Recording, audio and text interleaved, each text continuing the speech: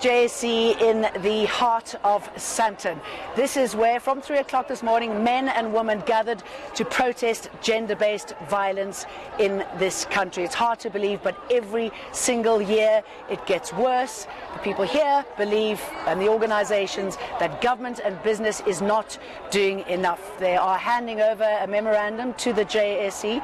They want companies listed on the JSE to be taxed 2%, and that money must go to gender-based violence victims and to try and put a stop to this. They also want changes in the law. Now, it might be looking a little empty behind me, but that's because the people power that we've been seeing all day is going up and down the streets with their placards. I have a guest with me, one of the organizers from Action Aid, Lindiwe Nkola. Thank you very much for joining us. Thank you so What much. is your message today?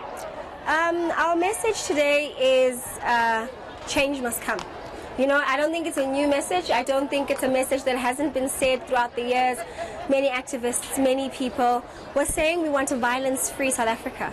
We're saying it's the responsibility of not just the citizens and government, but even business as well.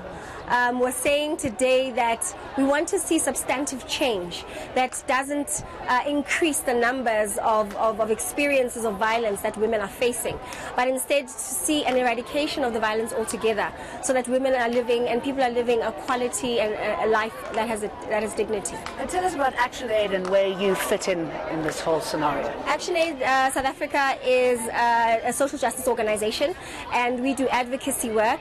We are an organization that works primarily on women's rights issues, and so very invested in the issue of gender-based violence. Particularly in South Africa, it's very hard to work with women and not actually work with issues that, such as violence that affect women.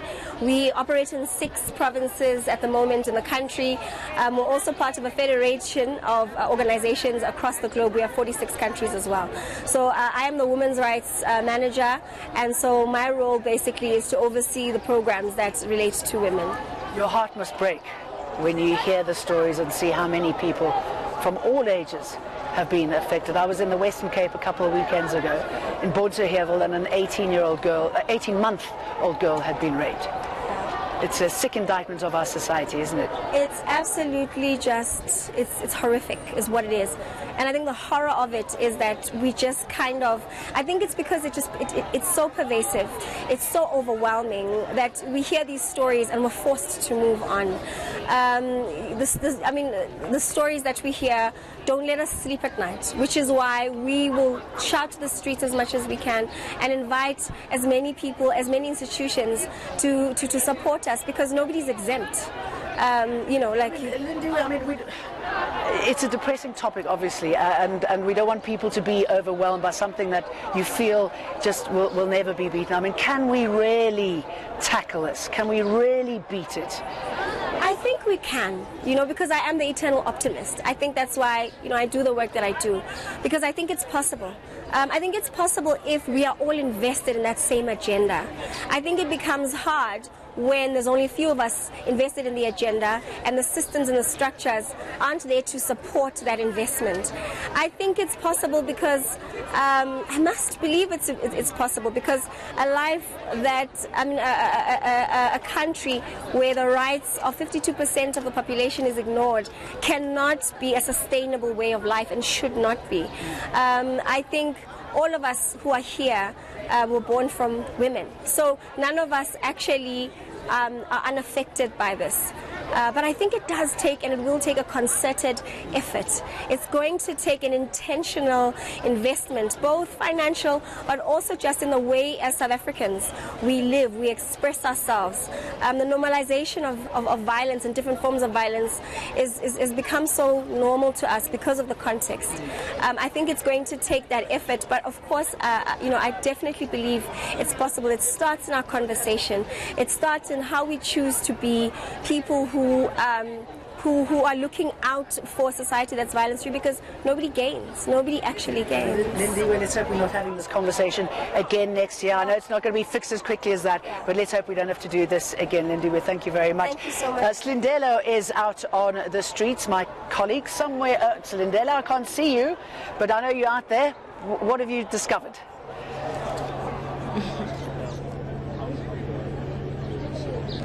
Well, we definitely have quite a vibrant and quite an enthusiastic crowd that's come out here today. Everyone here is against gender-based violence, is against, the abuse of women and children as well as non-gender conforming people. And basically people are here to say enough is enough. But I'm not here just to talk much. I'm just here to amplify the voices of those who are on the ground. I want to bring in some of the men who have actually joined this protest today. A lot of conversation around men needing to hold each other accountable. Why are you here today? Yeah, I agree 100%. I mean, that's exactly why I'm here. I think that just generally the society that we're in, we need to start holding each other accountable. Any kind of like misogynistic jokes and things like that, it's just not on. You know what I mean?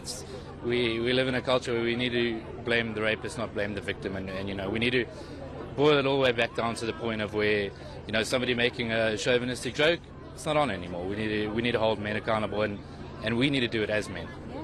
I want to bring in another man who's here today. Sir, what changes have you made in terms of addressing the issue of gender-based violence? How are you holding other men accountable? Well, I work for an international NGO, and there's feminist leadership principles there, so it means treating everybody equally and calling out people when they're making off comments or off jokes, and supporting women when they've got issues on sexual harassment in the workplace where men don't want to respond to it. Then you stand with those people and help them through the processes to get the result that they need. Thank you so much, sir. Lastly, I just want to bring in this young lady. You have been passionately holding up this sign. You're not an animal. You can control yourself. Yeah. Why was it important for you to come here today? I have seen many men on social media proudly saying that women are to blame for being raped because of what they wear, who they want to be with, how drunk they are. And I think that it's totally unacceptable. Men have higher order thinking. They are capable of making a rational decision. So I think that men should be held accountable no matter what you wear, no matter who you're with. Thank you so much, man. Sure. All right, so the message is clear, Jane, that men need to hold each other accountable and not blame women for the scourge of gender-based violence. Back to you.